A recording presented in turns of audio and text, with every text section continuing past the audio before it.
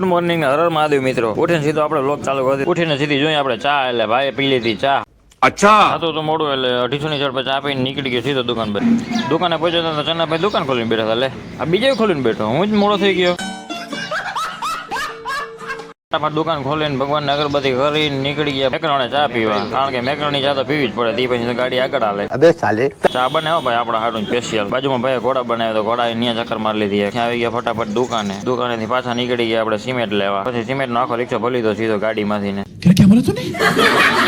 Cement લઈને પાછા આવી ગયા દુકાને સીધા નીકળી ગયા ગોવાણા ને ગોળાએ. હાલો તમને થોડોક રસ્તાના સીન બતાવી દઉં.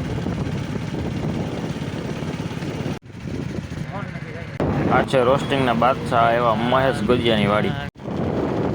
કોણ ગોળે ચક્કરમાં નીકળી ગયા રીટા. તમારે જેસીબી જોતો તો લઈ જજો, આપણા જ છે બધા. આ લેવાની જે વાત ચાલુ જ છે, લેવાઈ જાય એટલે કહું.